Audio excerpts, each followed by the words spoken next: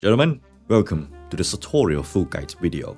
In this one, it's perhaps the longest and most concrete video I've ever made so far. For the past 3 years since I embarked on the path of elegance, the way of dressing that contradicts the norm, that's perceived as old-fashioned and out of place in the 21st century, my life has not been the same. Before this, I was like any other man who was born and grew up in the 2000s, where the typical garments you see on the street, especially in big metropolis, are t-shirts, jeans, and sneakers, which is not so appropriate, but it has become a symbol of casualness, the mark of an era that favors comfort over all else. Then came the 2010s, the catalyst of street style, followed by athleisure that just took over the masses, and the new norm of gym clothes everywhere has now become a standard. I admit, I used to be a young man who dressed in all those standards for 2 decades of my life, and while it was easy to blend in, I knew that something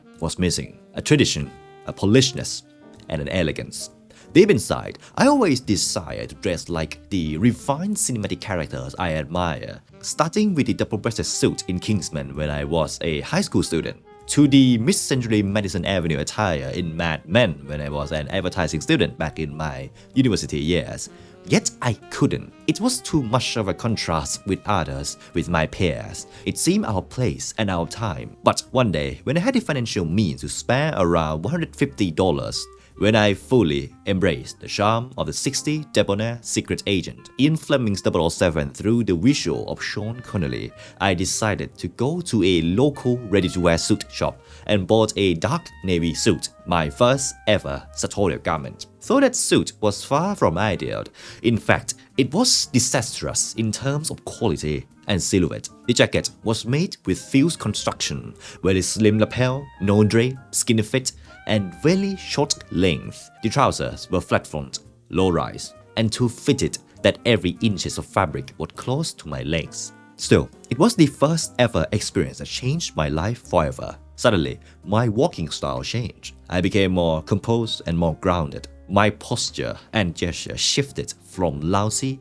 and reactive to more restrained, and my feeling and perception within myself automatically thought of Connolly's bond in From Russia with Love, which directly inspired my decision to invest in this garment. Fast forward from that to today. It has been 3 years, and I must say I have evolved a lot in this journey, more than enough to create this video and to make sure that you gentlemen will navigate this whole new world of refinement in the easiest and simplest way possible. From the fact that this guide will save you all the potentially wasted money on garments you'll end up dishing, to the fundamentals of sartorial knowledge, and also the psychological part that allows you to gracefully dress in this style with elegance, while also avoiding being overdressed or feeling awkward due to others' judgment, or perhaps your own mind that convinces you otherwise. That said, here's the purpose of this guide in a very concise manner, to help you start dressing in classic style and have clarity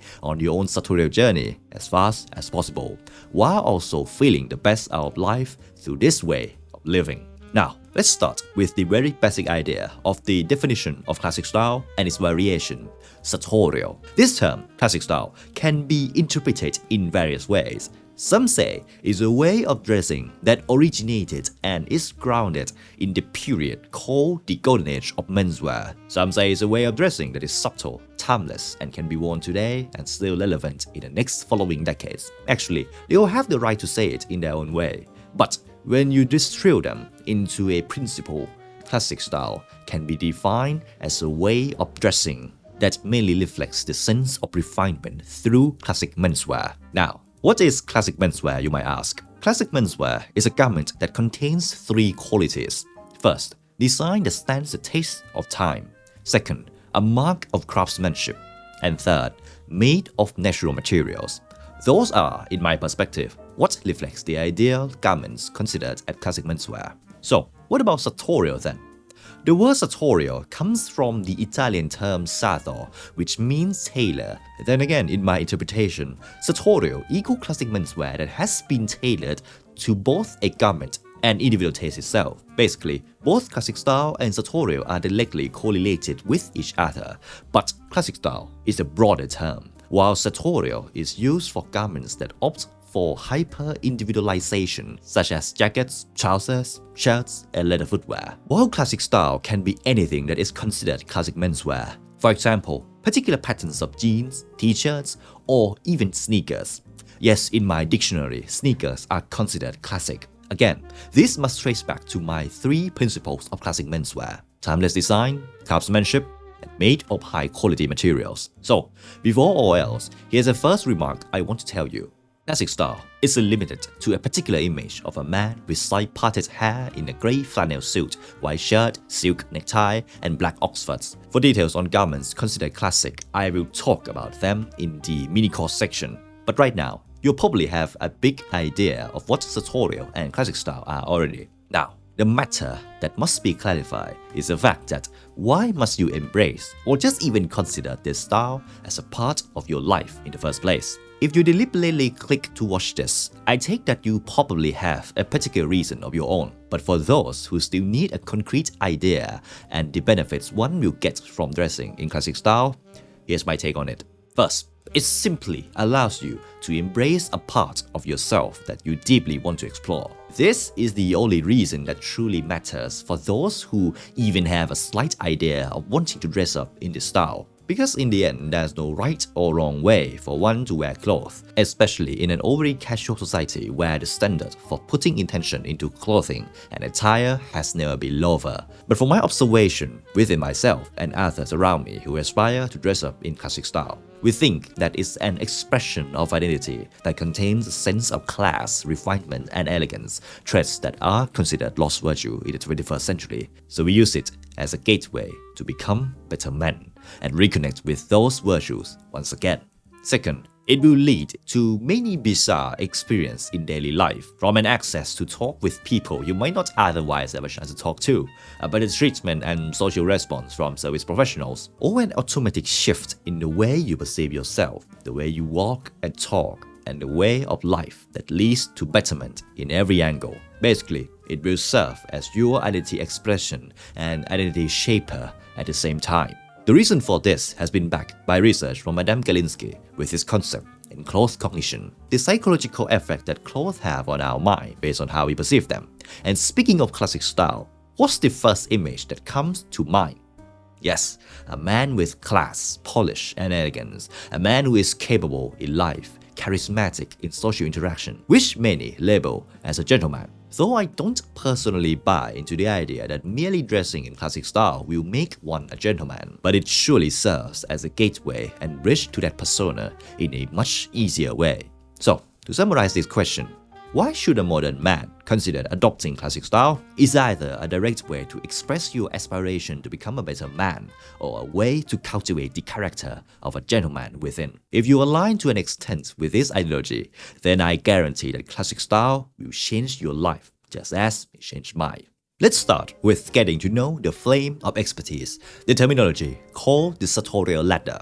You may or may not have heard of this term, but in a basic sense, it is a word that sartorialists or people who dress in this style love to use for evaluating their style in terms of expertise. I understand, at first, it might sound a little strange. Why on earth would one need to label or evaluate mastery just for the sake of putting clothes on? But gentlemen, this is the charm of classic style and the world of sartorialism. Since fashion design or apparel construction has never been a strict lesson or pathway taught in the standard education system, people who really know this nowadays without dressing in classic style are either fashion designers or master tailors in renowned menswear ateliers. Still, the sartorial ladder is more than just knowledge in fabric and fitting. It's also a subject of know-how, history, philosophy, and more. That's why this style acts like a perfect match for men who aspire to something deep, something filled with substance. Because as you start and gradually climb the ladder, you eventually become more intelligent. At least when it's come to clothing. As said, there's no right or wrong way to determine the definition and stages of the sartorial ladder. But in this guide, I will use mine and years of experience with the obsession to guide you through it in 5 levels. Start with the aspiring, the first stage of one who has decided to embrace the tradition and world of classic menswear, full of desire and aspiration, but doesn't know where to start. doesn't have a basic knowledge of type, design, or construction of clothing. People at this stage will certainly feel awkward if suddenly wearing a suit outside the current social expectation. Second, the practitioner. A stage where one gradually explores the knowledge and ideas within the sartorial landscape. This is a stage that allows one to dare to put on garments that are considered classic, aspires to dress up on a daily basis, exposed to knowledge in fitting, fabric, silhouette, and garment construction, but far from being able to command them with ease. Third stage, the fluent. This is a stage where one can effortlessly command ease within himself when wearing a classic ensemble. A stage where the rules, traditions, and know-how of fabric and color combination have been trained and mastered. He also knows how to balance the classic with contemporary context, able to dress up and down with the same suit, familiar with various garments in the sartorial realm, but still sticks to tradition, still follows the norm within the sartorial ladder, and is afraid to break through it. Next stage is a soul wreck. One who has entered this stage is a master of his own style. He no longer confined by tradition and rules. He knows them, but has also learned how to twist them. He explores style beyond just the classic looks from a certain era, blending various periods and styles and integrating them with the classic as a base. He makes a statement, a signature appearance in his own way, unlike anyone else. He is free from conditions while remaining elegant in every context. And the last stage, the icon. This is a place where classic style icons you might have heard of have all reached. The difference between the sovereign and the icon is that one style must influence others and shape the way people dress, making it aspirational, not only through the way they dress, but also through other aspects of life. Their style is a symbol of a bigger meaning and narrative, which leads them to become icons. These are my own interpretation and framework of the sartorial ladder in 5 levels.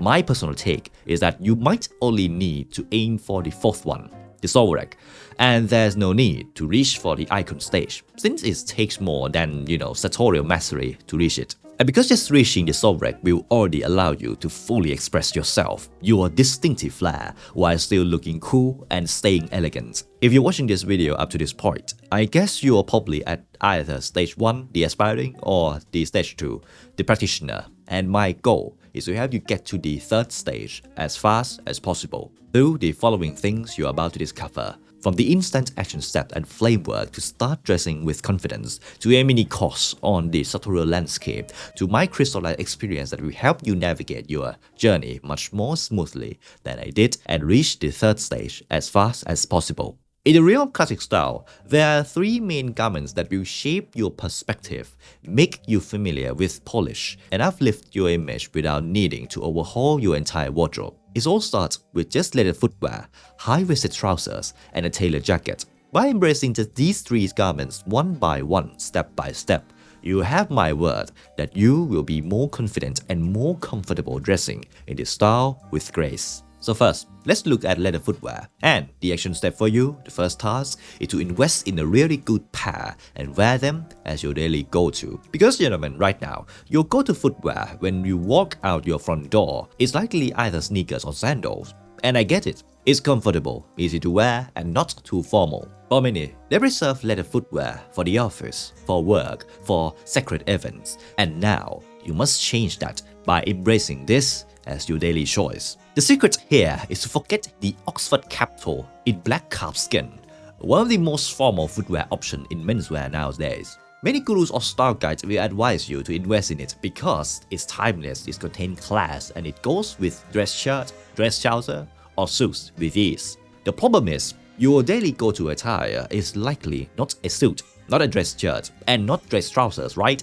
So, investing in a great Oxford cap-toe made of black calfskin will likely be an acquisition for events, not for your daily life. Your goal here is to find leather footwear that can go with your daily attire, with your current wardrobe, which I guess includes t-shirt, casual shirts, maybe a polo. For trousers, it might be jeans, cargo pants, or slacks. If you can't think of any, I propose this to you, the loafer. This thing, back in the early to mid-20th century, used to be a very casual footwear. Think of how we think of sneaker today.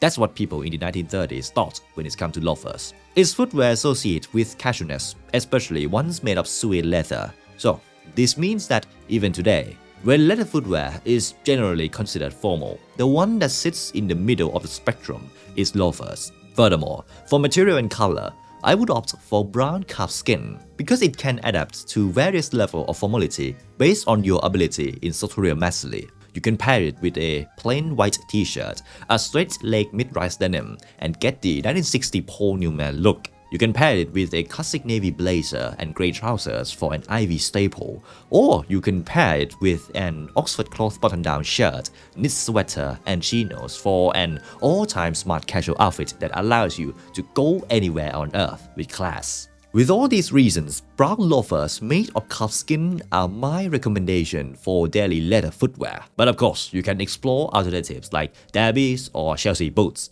And if you're wondering what criteria to look for in great leather footwear, the term Goodyear welted is the one I recommend. For now, you don't have to understand it crystal clear, but basically, it's a type of shoe construction optimized for longevity.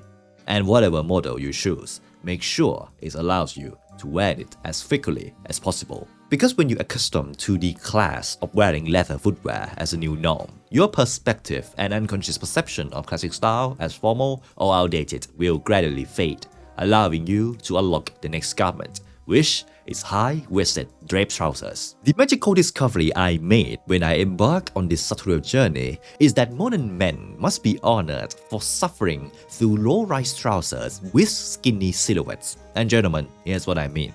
Based on the principle of the golden ratio, the idea from ancient Greece that describes the nature of beauty in everything through a specific ratio, often aligned with the rule of third, our body can be divided into three parts: head to waist, waist to knee, and knee to foot. Now, for a long time before 1960s, men's trousers sat at the natural waist, not the hips like they do today. If you don't believe me, look at the trousers you're wearing right now, or find one in your wardrobe. You'll see that the rise sits at your hip, not your natural waist. The effect of this is that it makes your body look cut in half instead of gracefully divided into thirds, which high-waisted trousers naturally achieve. Moreover, the fitting of modern trousers leans towards extreme tapering, which aligns with the shape of the legs and remove the elegance of fabric drape, the state where the trousers fabric drops in a straight, graceful line, and make the leg appear fuller and more masculine. By embracing the allure of high-waisted trousers with drape, you'll become familiar with the classic silhouette that makes you look more taller, more masculine, and more elegant. And now, here are the 4 aspects of these trousers that you must look for. First is the rise must sit at your waist, not your hips, ideally around a 12-inch rise. Second, the pleats, which allow the crease to elongate from top to bottom while creating room around the hips and make it more comfortable to wear. Third is the fit, which should allow the fabric to drape beautifully without clinging, meaning the fabric should fall freely without touching every inch of your legs. Fourth, the cuff hem or turn-up, which balance the volume from top to bottom, especially important when the trousers are pleated and cut with more volume than skinny fit ones. So now, I believe some of you might be asking, well, but where to find this kind of specific trousers? Of course, it's unlikely that you'll find them at the typical mass appeal brands in malls or most boutique stores. Actually, for the idea of where to find sartorial garments, we'll have its own dedicated section later. But for now, the easiest way to get classic high-waisted trousers is by going made to measure from a tailoring house. And if it's a house that has been updated with trends in the 2020s, they'll know exactly what you want, since I do believe more people are opting for this style when commissioning a made-to-measure garments. Also, if this is your first proper high-waisted trousers and you want one that's versatile for various pairing, I recommend a medium grey made of pure wool, ideally one with a crisp texture that's not too refined, so it requires less maintenance and can pair easily with casual pieces like polo or CBD or even a t-shirt, and also with formal ones like a dress shirt and tailored jacket. Once you have grown familiar and comfortable with wearing trousers that sit at your natural waist and drape beautifully, it's time for our protagonist to shine. This garment is the one that will truly make you distinct from the overly casual masses, and that's why I made it the last one. Because without familiarity and comfort with leather footwear and high-waisted trousers, it will be quite difficult for an aspiring beginner to immediately pull this off with the right knowledge and confidence. And by the way, what I recommend is not a suit, it's just a jacket. meaning only the top half of the suit construction, not paired with matching trousers, because an old jacket usually allows for more variety in styling and leans more casual than a full suit jacket. And there are a few options for you to invest in for your first tailored jacket. But before that, let's talk about the criteria you should consider when investing in. The jacket is the protagonist, the most alluring piece, yet also the most complex to understand and master, both for tailors and for wearers. To wear it elegantly, you must start with one made with great craftsmanship. And how do you determine that? Here's my only rule. Make sure it's made with canvas construction or no canvas at all. Think of it like this. While a jacket may look like it's made from a single outer fabric, it actually needs inner construction to create the structure and masculine elegance within. For a long time, tailors used something called canvas to build the shape. It acts like the jacket's bone, creating form and structure, making it more than just another shirt. But as technology evolved, a method called fused construction emerged. It's an alternative way to create jacket structure without canvas, leading to cheaper mass production. However, it comes with downsides. Fused jackets are dull and soulless. The fabric can't drape beautifully, the lapel lacks roll, and they generally have a shorter lifespan. Still, there's another option, jacket with no inner construction at all. No canvas, no fuse. These are less structure, more relaxed and softer. Great if you're looking for a casual or jacket to layer on a relaxed day. And here's my full guideline. For your first tailored jacket, either look for a plain dark navy one made of hopsack or flannel wool, or a classic pattern in a subtle color. Let me clarify each one. Start with dark navy or flannel wool. Both are jackets made of wool but have different weaves. Hopsack has an open weave and rough texture, ideal for warmer climates. Flannel has a soft, fuzzy texture, better for cooler weather. Choose based on where you live, because these are ideal if you want to stay under the radar, blend in, and have a timeless and versatile piece. Compare to the next one, which is classic pattern jacket in subtle color.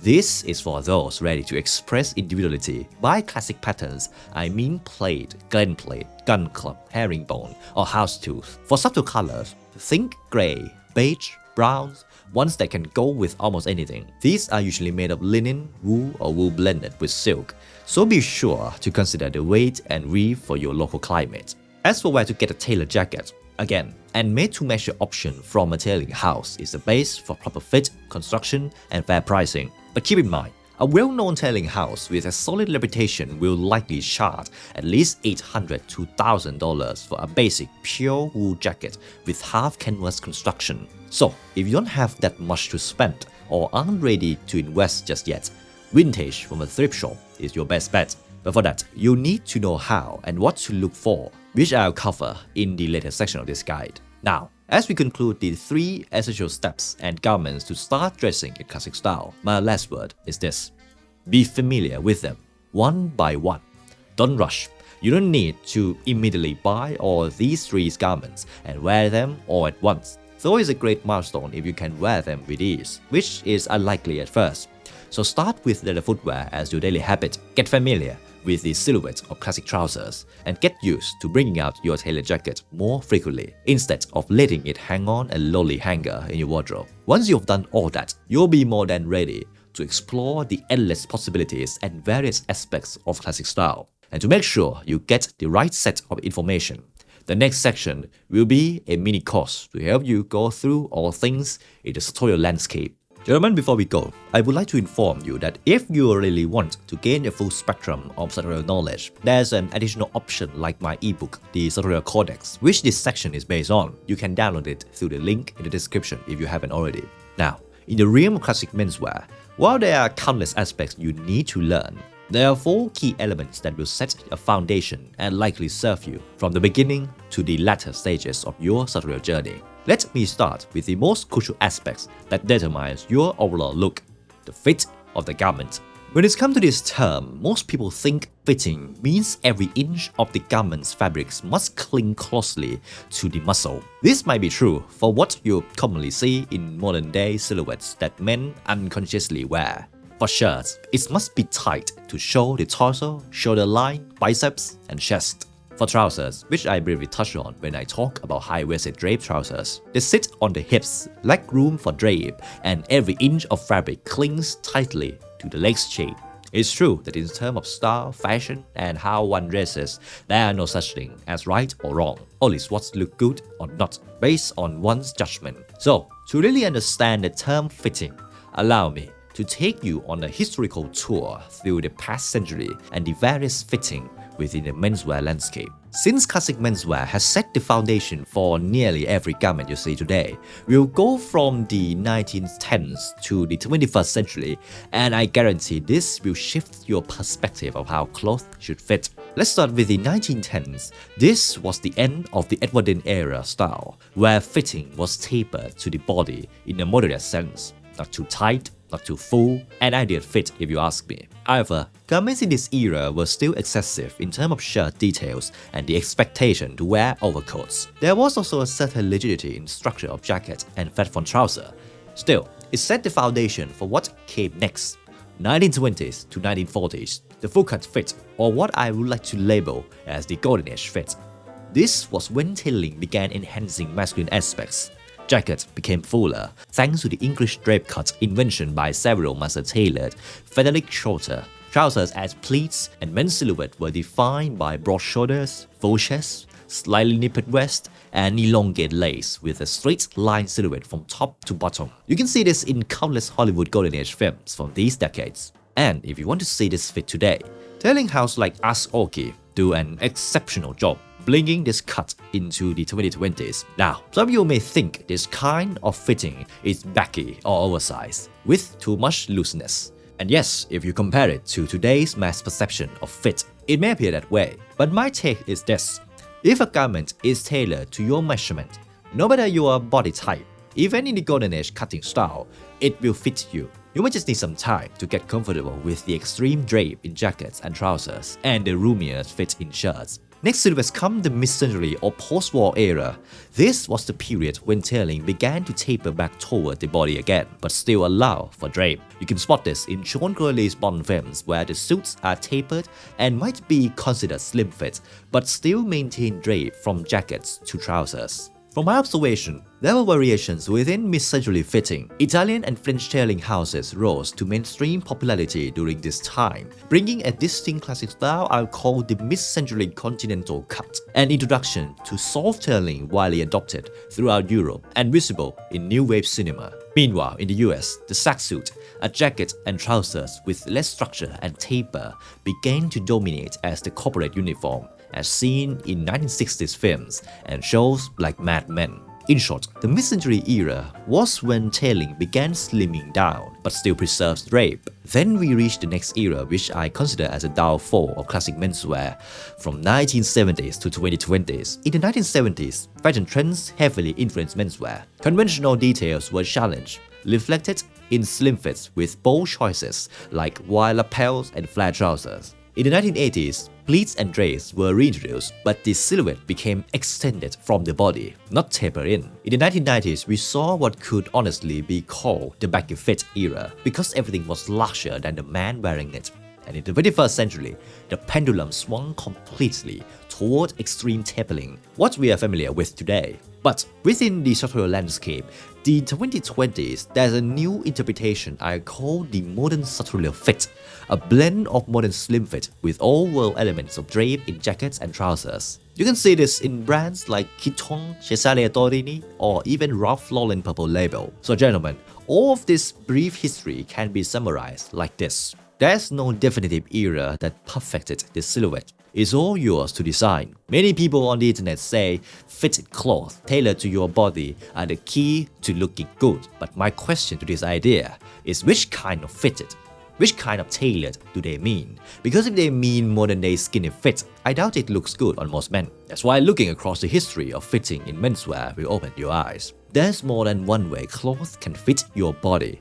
You just need to experiment, see how they feel and what they look like on you. Here's my guideline. If you're familiar with today's overly tapered menswear, start with the modern Sartorial fit. Look at the photos from the brands I mentioned and start adopting this style piece by piece. In my journey, I started with the modern Sartorial fit, investing in slim tapered high-waisted single-pleated trousers and a made-to-measure linen jacket. But I soon realized it was too slim and lacked ease compared to mid-century cuts, so I gradually shifted my preference commissioning or seeking garments that had a fuller silhouette while still tapering to the body.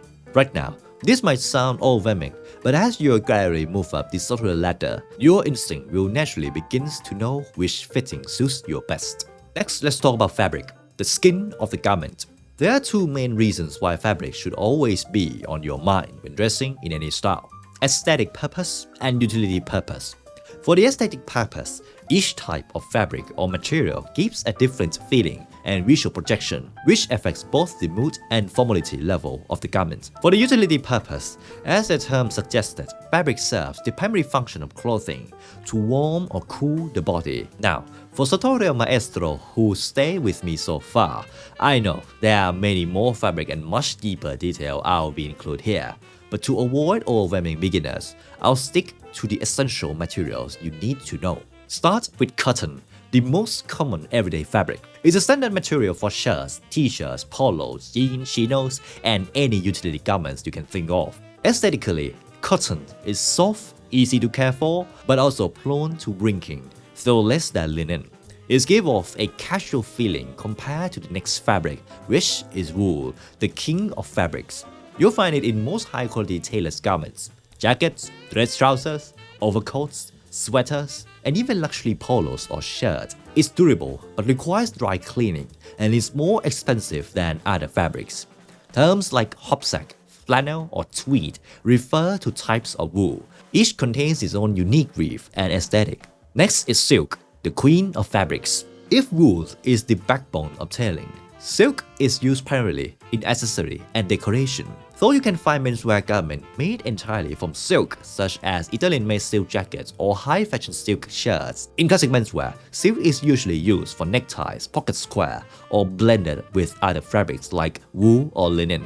And speak of linen, this is a staple for summer garments, known for its breathability. Though in my experience here of living in Bangkok and wearing linen, it's not dramatically cooler than lightweight wool or seersucker cotton, but its true appeal lies in its signature aesthetic. It wrinkles easily, giving a nonchalant, effortless elegance when worn confidently. Now, the real purpose of fabric knowledge will appear in real-life situations, specifically determining the formality of garments when combining them into ensemble. Since every fabric carries different durability, texture, and aesthetic, it also holds a different level of formality. In the very simplest way, you can arrange the scale like this, from least to most formal. Start with linen, then cotton, then wool. But in reality, it's more nuanced than that. But for beginners, this basic framework will help. When you understand this, you will begin to command and control the formality of your outfits with confidence. Example: a linen shirt with cotton trousers will look more casual than one with wool trousers. Or if you want to look polished while dressing down, try a linen jacket with a cotton polo and cotton trousers. It's more convincing than pairing a wool jacket with a cotton shirt and wool trousers. And that, gentlemen, is the art of knowing fabric and how to command it. Also, let's touch briefly on synthetic fabrics like polyester, rayon, etc. etc. In classic menswear, wearing synthetic or blended fabric, especially mass-market ones from malls, is often seen as a sin. The reason is, synthetic fabrics reduce the sheen, drape, and overall elegance of natural materials. So, here's my take on this. Before buying any garments, ask yourself, what's the purpose or occasion? If this garment is for daily life with no extreme activity, opt for pure natural fibers or blend with high natural content. If it's for exercise or utility use, don't worry about synthetics, that's what they are for. In short, the garments you invest should be made of pure natural fabric unless they serve purely utilitarian functions. The next main sartorial aspect we're going to talk about is color. This has been directly correlated with human biology in visual perception combined with social norms that led to the guideline or know-how of putting color on our body through clothes. In classic style, as the term suggests, classic means it must be timeless, conservative, and unlikely to shout with boldness.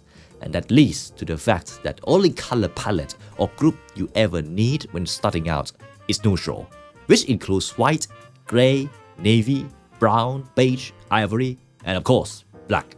When I first started this journey, I had no problem mixing color because most of my former clothes were either white, black, gray, or beige, from shirts and trousers to footwear. And when I started investing in garments, I opted for these colors first.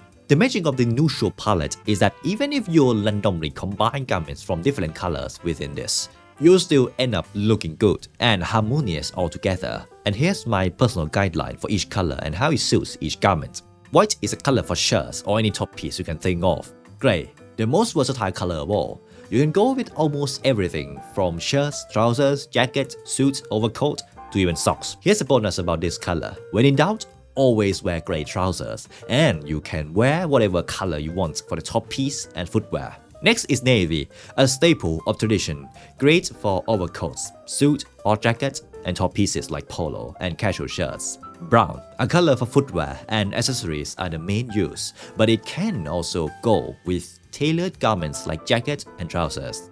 And last color, black, the most discriminated one and trash talk in the sartorial community, traditionally accepted for footwear, dinner jacket or tuxedo, for other garments like shirts or trousers, and the notorious black suit. Many gurus in this field will tell you to burn it if you own one, or warn that you'll look like a character in a Quentin Tarantino film.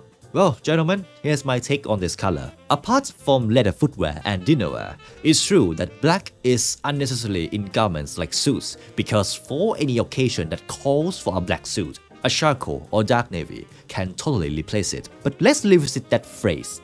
Any occasion that calls for it. Now, gentlemen, my question is, in this overly casual society, do we even have many occasions that truly call for suits anymore? Aside from certain careers, high-stake business meeting in conservative cycles, or wedding. And I mean, if you want to dress in classic style in the 2020s, one key truth you must embrace is this. You are going to wear the garments because you want to, not because society dictates you must. Because if you follow social norms, you wouldn't even be wearing a jacket and leather footwear daily because it's not expected or necessary anymore. So, regarding the black suit or other unconventional black garments like dress shirt or trousers, if you want to wear them or are at least curious, go for it.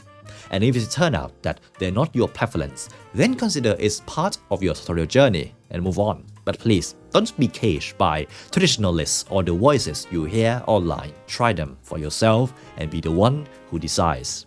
Now, once you gain familiarity with the neutral palette, trust me, you'll automatically start craving something new.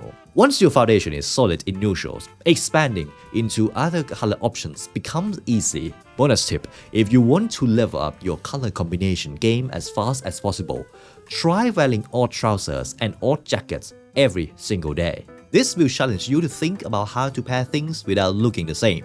And that's how I personally level up my sartorial color instincts faster than ever. The next and final aspect of this sartorial mini course is the type of garment, the section where you finally discover the full range of classic menswear that goes far beyond just dress shirt, suits, and leather footwear. Let's go by category. For top main piece, start with t-shirt.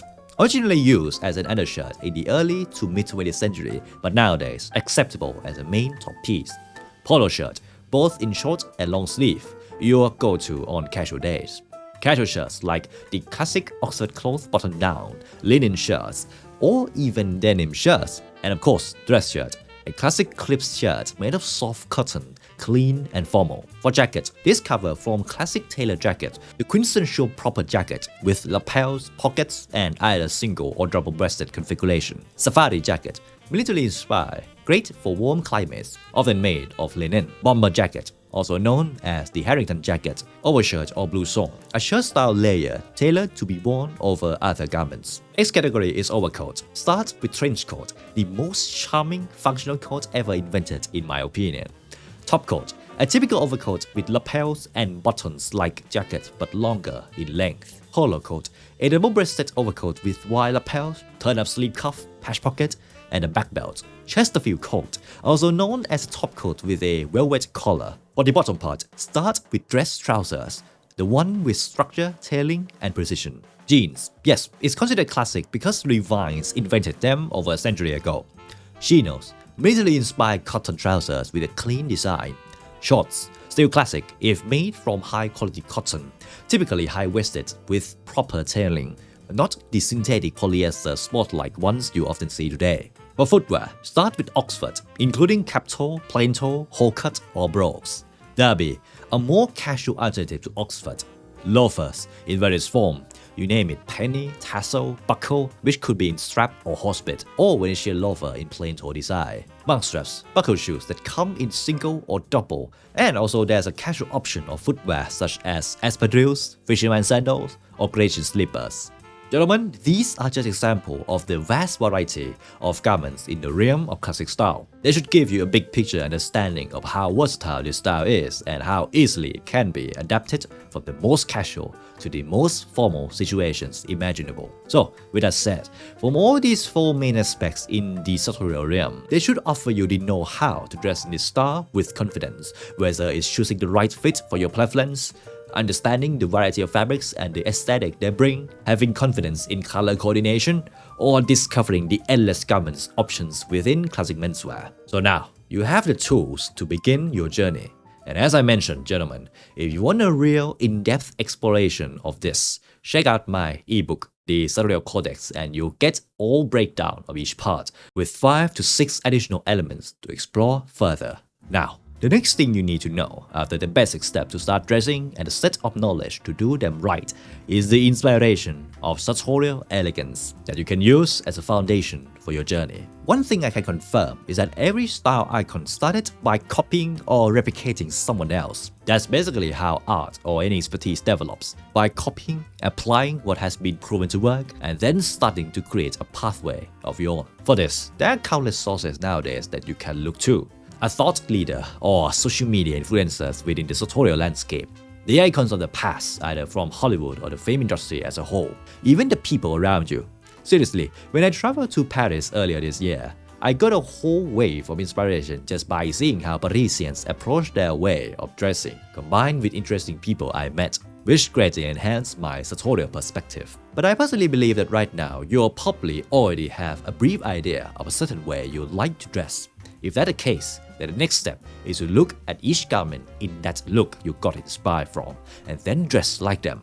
Copy them, to be precise. This might go against the preaching in the style community about coming up with your own style, but believe me, when you're just starting out, copying the look that inspires you is the best way to develop your own style. Because apart from the guaranteed image that it will look good, you will explore the garments and the context behind them, such as when to wear them, how they combine color and material, and why they work. And if you draw major inspiration from cinema characters, then there's a great source you can use as a reference to study the sartorial aspects of those looks. That said, gentlemen, explore a lot. See a variety of examples of sartorial elegance in the world of classic style, starting with the medium that best suits your preferences.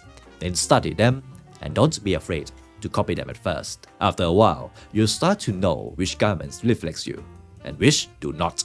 Now, here's come the challenge that acts as the biggest obstacle for newcomer in the sartorial landscape. The solution to overcome being out of place or overdressed in an overly casual society where the most frequently expected dress code is smart casual. So, gentlemen, I give you context-based styling. This is a framework that will allow you to dress in sartorial attire while actually staying elegant among others. The core idea revolves around using context as the key reference for deciding what to wear each day. Let me give you a quick visual. Let's say it's your holiday. You decide to spend it in a coastal city, a beachside area. Your plan is to stroll along the boulevard, absorb the breeze, the coolness, and the sun that nature has to offer. Now, based on this context which symbolizes leisure, yet not too laid back due to the place and activity, it reflects and shapes the idea of what clothes you should put on. If the weather is around 80 to 90 Fahrenheit, then breathability is the main factor to consider, which affects the fabric of the shirt, trousers, and jacket. If you choose to layer, if I were in this situation, I might go with a lightweight wool ivory suit, a light blue button-down linen shirt with no neckwear, and complete it with a dark brown penny loafers worn with no short socks. If you think a suit is too much, then go with a light color cotton polo shirt, cotton trousers, and casual footwear like espadrilles or fisherman sandals. That would also work. But gentlemen, you get the idea, right? By using context as your base, it will shape the frame of how far you can go for that day's ensemble. To give you a precise measurable process, just ask yourself these 4 questions every time you put your clothes on. What are you going to do? Who are you going to meet? Where is the event taking place? And when does it occur? And I guarantee you, even when dressed in this style, You'll not feel out of place. Of course, you'll look better than most people, but in a way that feels elegant. It will look like you are simply just a little more polished than others. And here's another great tip I use sometimes. When I hang out with friends or attend an event where I'm not the protagonist, I look at how the main people or protagonists dress and then match the number of garments they wear, but elevate the look through finer fabric, sharper structure, and polished footwear. This applies to things like a friend's hosted trip or a wedding, where the rule of thumb is to do whatever it takes to let the groom be the most refined and polished man in the room. That, gentlemen, is context-based styling, the framework that allows you to dress in classic style in an overly casual society. Now, here's come the final section, but the one that many of you who stuck with me so far might be wondering. But Patrick, where can I find great sartorial garments in the age of modern skinny fits and low-quality mass production? Here, I will categorize the places into 3: global brands, niche sartorial brands, and vintage thrift. Let's look at the global brand first. What I mean by this is a clothing brand that has global presence, can be found in almost every continent and country, and in my opinion, there's only one name that comes to mind: Ralph Lauren. Of course, Ralph Lauren did not sponsor me, nor will I get anything from them by saying this, because if that were the case, my wardrobe will already contain at least 3 to 5 pieces of purple label garments. Anyway, the reason I choose this brand is because it's easy to find and still attainable for many. Ralph Lauren has divided his label into 3 main sub-brands nowadays: Polo Ralph Lauren, Double RL, and Purple Label. The quality of garments gradually increases, and so does the price in that order. If you look at their website, you'll notice that many garments are exactly the ones I share in the garment type section of the mini course. The Oxford clothes button-down, polo shirt, classic pleated draped trousers, chino, knit sweater, tailor's jacket, suit, and overcoats. Basically, all kinds of pieces. Yet, as you might already know, even the Polo label is priced at the mid-tier level. Not quite luxury, but not entry-level either. So, my solution is to look for pre-owned options, either from internet sites or local thrift shops, which I'll talk about shortly. And while Ralph Lauren in the 21st century may have dropped its quality assurance a bit, it still offers garments that are acceptable in terms of classic menswear qualities. But gentlemen, once you are stepped into the sartorial world, when it comes to new garments to invest in, the category you should look toward is not mass appeal, but the niche sartorial brand. Brands that contain classical philosophy in design, offer reasonable prices for the craftsmanship, and use high-quality material in every single garment. I will break them into 3 tiers: affordable, mid-range, and high-end. Also, these kinds of sartorial brands break into 2 types: those that produce garments under their own label, and those that act as curator, collaborating, and distributing garments from artisans themselves. And here's a little FYI. The following brands you're going to hear about are based on market research and positioning, not my personal experience. So, for in-depth reviews, it's best to research them further yourself. Let's start with the first tier: affordable. This includes Spear and Mackay, Su Supply, Charles Tivet, Indochino, and Borgi Milano. If you can think of more, feel free to share them in the comments. Next up, the mid-range tier. Starting with retail curators, here are names you should look for: The Armory, Trancotiers, and if you're based in Asia, names like United Arrows, Tomorrowland, and Strasbourg in Japan, the Decorum in Bangkok, the Signet store in the Philippines are all great examples. As for mid-tier sartorial brand, to be honest, there are 100 in this section, but I'll list names I'm familiar with that have some international presence. Names like Pini Palmer, Anglo-Italian, Natalino, Drake's, Luca Felloni, Bergenberg, The Anthology, and J-Press from the US. Again, there are countless more, and my tip here is to explore these brands through their Instagram. Follow a few, and Instagram will recommend others, which I guarantee you'll get lost in a good way, discovering how this industry is re-emerging and thriving once again. But of course, when speaking of this realm, people often think of the term bespoke, the idea of the epitome of craftsmanship in garments. And in the sartorial world, brands in this category will cost 3 to 5 times more than mid-tier options. Let's just say it's reserved for true connoisseurs with the means to spare.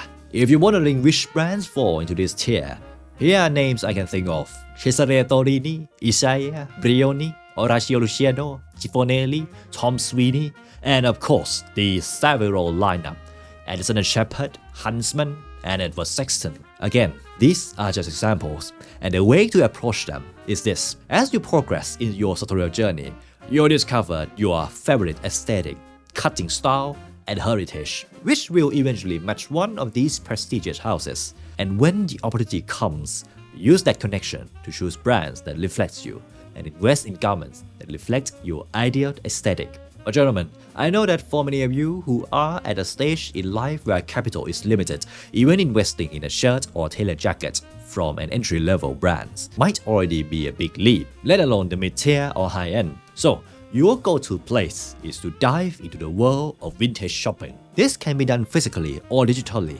For physical shops, it's hard for me to name exact places since it depends on your location, but I recommend searching them out or connecting with sartorialists in your city and asking about thrift sources. For digital, honestly, eBay is the most basic and simple starting point, though there are alternatives like Etsy, Westside Collective, etc. And here's the know-how. For physical thrift, just look at any garments that intrigues you, try it on, and see if it fits or if it's had potential with minor alteration. For digital thrift, the challenge is that you can't try things on, so it's crucial to know your basic measurement for jackets, shirts, and trousers. Let's start with jacket and shirts, or a top piece to be precise. You need to know your shoulder width, chest, waist, and arm sleeves. And note that arm sleeve for shirts should be 0.5 inches longer than for jacket. And for trousers, you need to know your total length, which could be measured from your natural waist to your foot, your waist size, and leg opening preference. For modern sartorial fit, look for 7 to 7.5 inches. For mid-century or golden age fitting full cut style, look for 8.5 to 9.5 inches. Use them as a baseline every time you're interested in a garment. If the garment's measurements are perfect, go for it. If not, look for no more than 1 inch difference in each part. And if there is a difference, make sure it's larger, not smaller, because taking fabric in is easier than trying to extend it out. That, gentlemen, is everything you need to know about where to find sartorial garments. Now, my final advice before you fully step into this lifelong sartorial journey: enjoy the process and don't forget to keep your individual flair alive. Because it's totally normal to feel overwhelmed when starting, and it's also normal to follow this pattern. First, you madly research about sartorial landscape. Second, you strictly follow tradition and rules, and then you begin to question them a bit, and eventually command your presence with style and ease in attire that reflects your individuality. Because after all, sartorial is just classic menswear tailored to your specific taste. With that said, gentlemen, thank you so much for watching this far. I hope this full guide allows you to start dressing in a style that reflects your inner character as a gentleman. Again, if you want a companion for your journey, don't forget to grab the Sartorial Codex. And if you're willing to go beyond just dressing like a gentleman but start living like one, then check out the Narrative Shifter, link in the description, and see if it intrigues you. For those who are waiting and wondering, here's what I'm wearing today.